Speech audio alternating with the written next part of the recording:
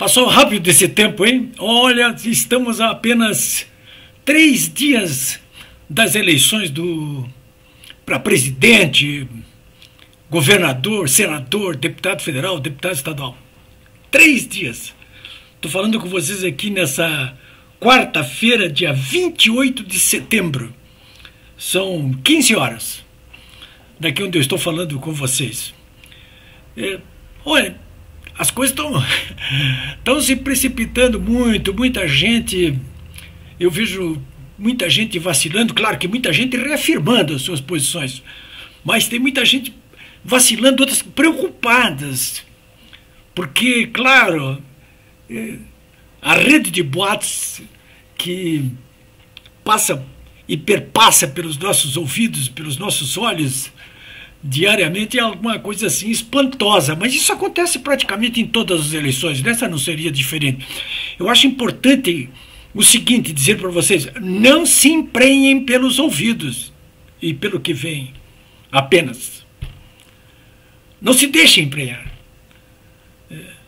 Analisem bem as razões pelas quais você já tomou uma posição para essas eleições. Ou se você não tomou ainda uma posição,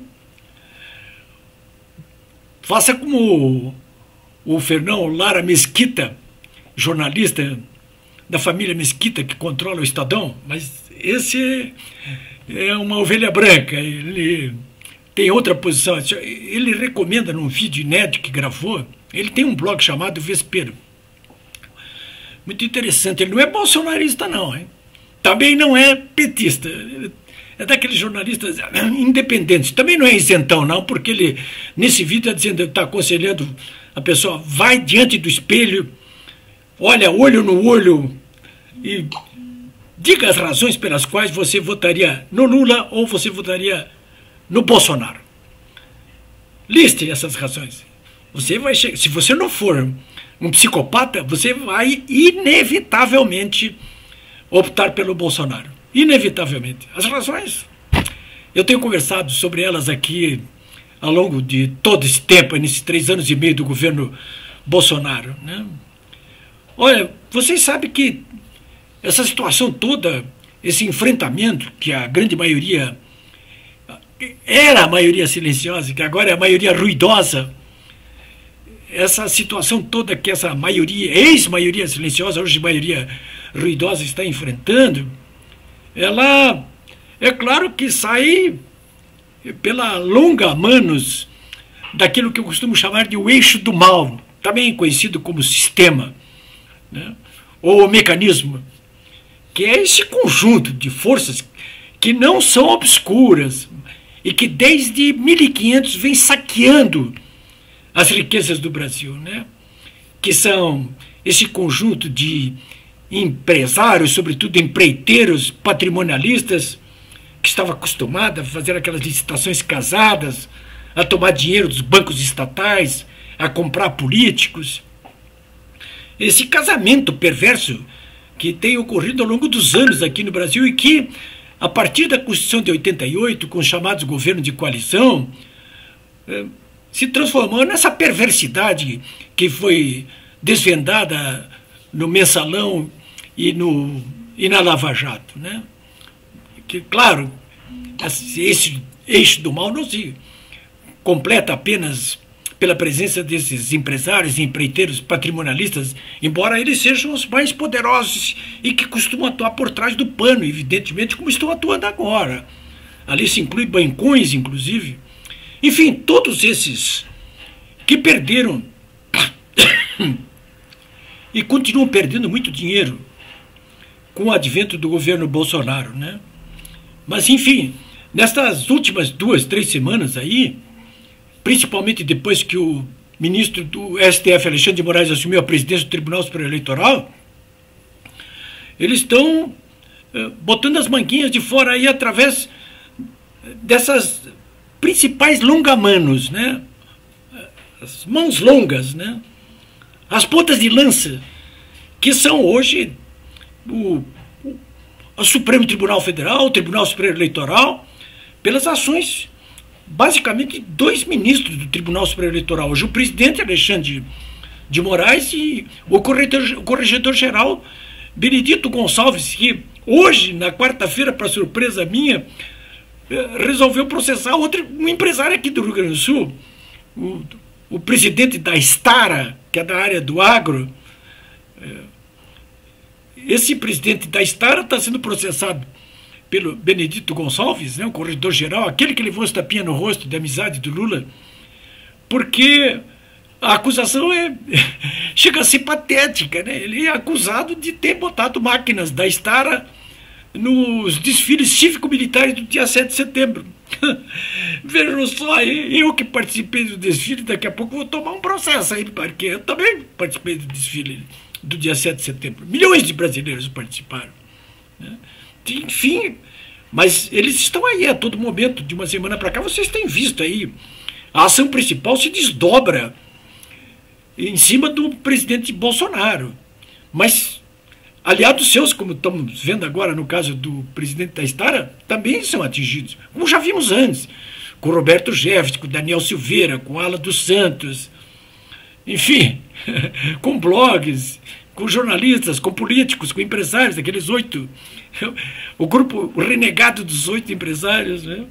Então a longa mano se exerce do eixo do mal agora com mais força, numa cartada final, né, pela ação principalmente dessas duas cortes superiores, o Supremo Tribunal Federal e o Tribunal Superior Eleitoral. E a outra longa mano são os institutos de pesquisa, né, que estão fornecendo amplo material aí para que narrativas sejam construídas pela terceira mão dessa longa manos aí, que é a mídia, sobretudo a tradicional, né? Nós temos aí formado as mãos pelas quais age o eixo do mal, neste momento, né? Claro que tudo isso aí forma uma massa de narrativas que são divulgadas ad nauseam, através da televisão, do rádio, do jornal, dos políticos ligados ao candidato preferido de todos eles, que é o Lula da Silva, que faz parte dessa mancebia também. Enfim, senhores, tudo isso aí, olha, é muita espuma, né? Muita espuma. Quem viu ainda há pouco, como eu vi, a motociata do Bolsonaro, o comício que ele acaba de fazer em Santos, milhares de pessoas, debaixo de chuva, quem vê isso aí percebe claramente que tudo que está acontecendo aí, esses atos de repressão movidos por ministro do Supremo Tribunal Federal, do Tribunal Superior Eleitoral, essas avaliações falsas dos institutos de pesquisa e esse noticiário de imprensa marrom da grande imprensa brasileira, tudo isso aí acaba, claro, formando uma massa demoníaca que perturba corações e mentes de muita gente que ainda não está totalmente definida a respeito do que deve acontecer no Brasil. Alguém poderia me perguntar assim, mas, Políbio, por que as ações do Supremo Tribunal Federal e do TSE, nós já sabemos por que eles estão agindo dessa forma aí, né? Porque eles sabem que o prazo de validade deles aí está... É essa eleição, de muitos deles, né? De muitos dos componentes. É essa eleição, né? O Bolsonaro se reelegendo, é óbvio que essas cortes superiores não continuarão atuando do modo como estão atuando, né? Isso está escrito por A mais B, você não tem a dúvida disso aí, né? Mas, enfim, e os jornais, os institutos de pesquisa? Os dois principais institutos de pesquisa que estão sendo utilizados assim a varrer pela mídia brasileira, pelos partidos políticos de oposição ao Bolsonaro, são o Datafolha e o IPEC, né? Vou falar rapidamente sobre cada um dos dois, porque eles são os mais usados, principalmente aqui no Rio Grande do Sul, de onde eu estou falando com vocês aqui, né? O Datafolha, de quem é o Datafolha? É da Folha de São Paulo, né? A Folha de São Paulo, que é hoje o principal partido de oposição contra o presidente Bolsonaro. Por que a Folha de São Paulo está nessa posição? Por decisão editorial apenas? Porque procura a verdade? Olha, tem... Quando você encontrar um jabuti em cima de uma árvore, você deve perguntar, olha, quem é que botou esse jabuti aí? Porque jabuti não sobe em árvore, né? Então por que a Folha de São Paulo e o Datafolha, seu instituto de pesquisa, estão nessa posição aí? Olha, eu só vou dar 3 dados para vocês aí, que são dados que foram disponibilizados pela Secretaria de Comunicação do Governo Federal para a revista Oeste, que pediu oficialmente, através da Lei de Acesso a Informações, dados sobre a alocação de verbas publicitárias do governo federal ao longo desses últimos anos aí. E esses dados, você vai cair duro para trás agora, quando eu falar aqui para vocês qual foi a quantidade de dinheiro de publicidade que a Folha de São Paulo recebeu nos governos Lula e Dilma, no governo do Michel Temer e agora no governo do presidente Bolsonaro. Aí você vai entender por que razão a Folha de São Paulo está nessa posição. Por que o Globo está nessa posição? Que é quem está bancando o IPEC, hein? O Globo e a RBS aqui do Rio Grande do Sul só contratam o IPEC, que é o ex-Ibope. Então, por que o Datafolha e a Folha? Porque a Folha recebeu de verbas de publicidade durante os governos de Lula e Dilma 500 milhões de reais. 500 milhões de reais. No governo Temer, mais 156 milhões de reais. E no governo do presidente Bolsonaro, 2 milhões. Ora, nos governos do PT, 500 milhões. No governo do presidente Bolsonaro, 2 milhões. Você entendeu? E o Ibope, o IPEC, né? O IPEC é o sucessor do Ibope. O Ibope se desmoralizou tanto por ter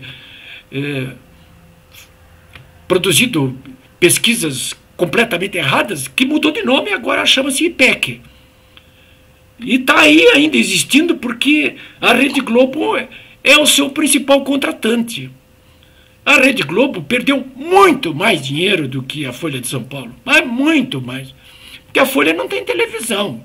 E a televisão é o grande desaguadouro das verbas de publicidade, tanto da parte do governo quanto da parte das empresas. Você pode imaginar aí quanto estão perdendo essa gente, né?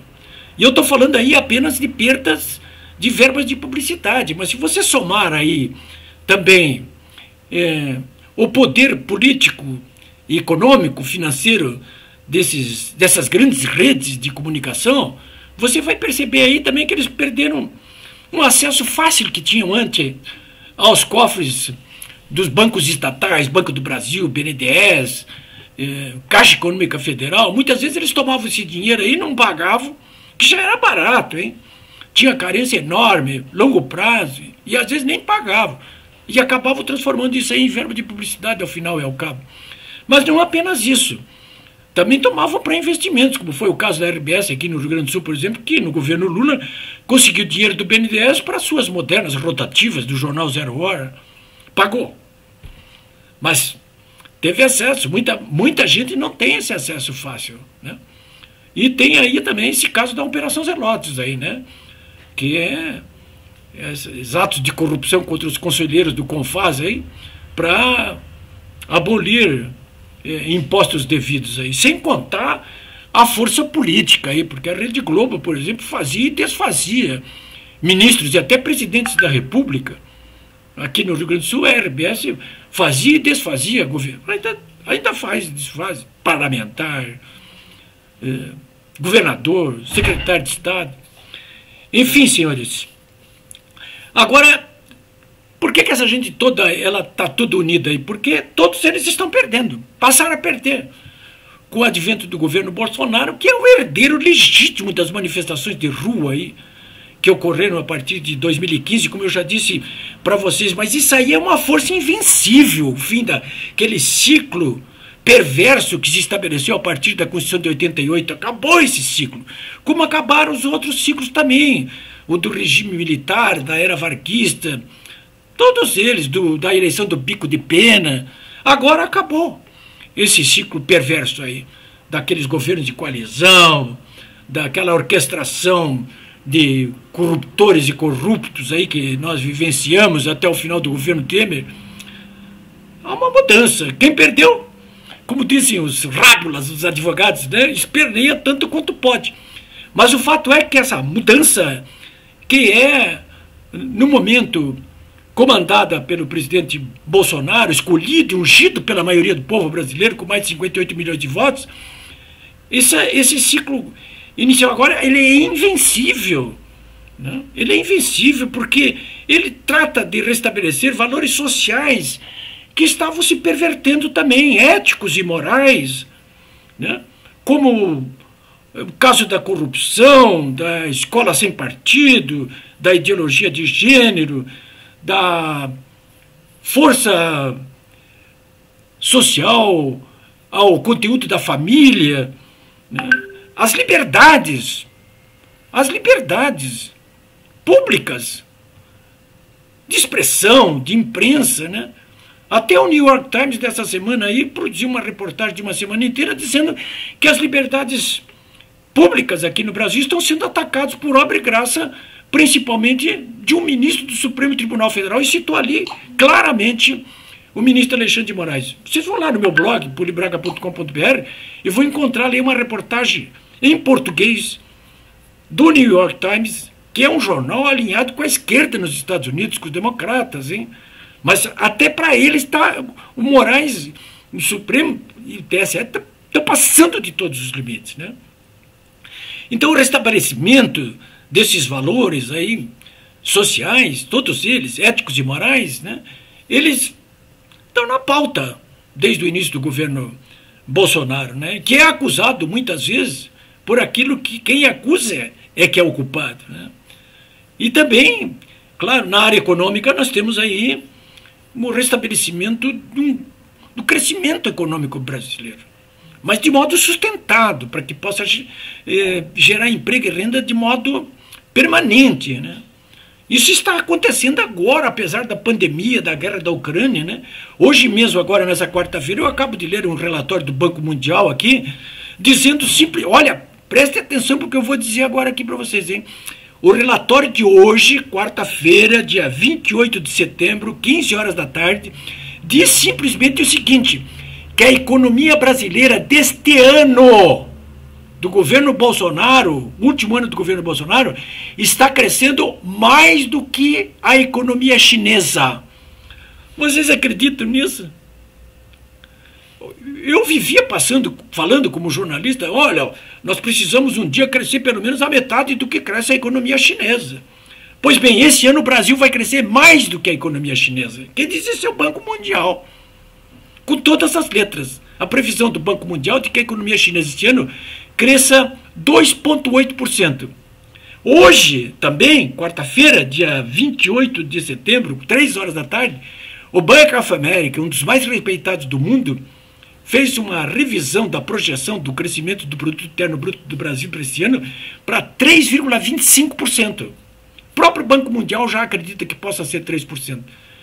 Olha, então vamos ter o que esse ano? Economia da China crescendo na casa dos 2,8% e a do Brasil crescendo mais de 3%. Aliás, eu quero chamar a atenção para vocês para 2 vídeos que eu disponibilizei no meu blog pulibraga.com.br de hoje.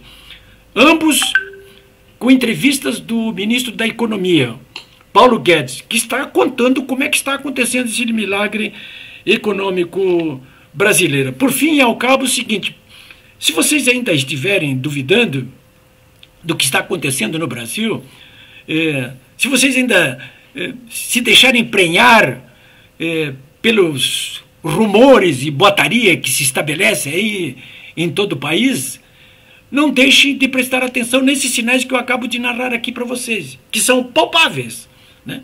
E também não deixem de levar sempre em consideração aquilo que palpavelmente mostra o Datapovo, o povo na rua, né? Eu, para encerrar, eu quero dizer para vocês o seguinte, esse povo que hoje em Santos está na rua ali com o Bolsonaro, que ontem, terça-feira, esteve em Juazeiro, em Petrolina também com o Bolsonaro, vai estar na rua no dia 1º, sábado, né? Porque há essa convocatória para que todos vão para a rua no dia 1º, no sábado, né? Com carreatas, com motocicletas, a pé, de carroça, de bicicleta, vá para a rua, né? Que essa maioria silenciosa, que era e não é mais, porque agora é ruidosa, gostou de ir para a rua, gostou de fazer política. E sabe por que está gostando disso aí? Essa maioria vai, dia 1º, para a rua, em todos os municípios do Brasil. E no dia 2, no dia das eleições, a partir das 18 horas também, todo mundo na rua. Porque talvez no dia seguinte tenha que voltar às ruas e ficar ali por bastante tempo. É isso, senhores.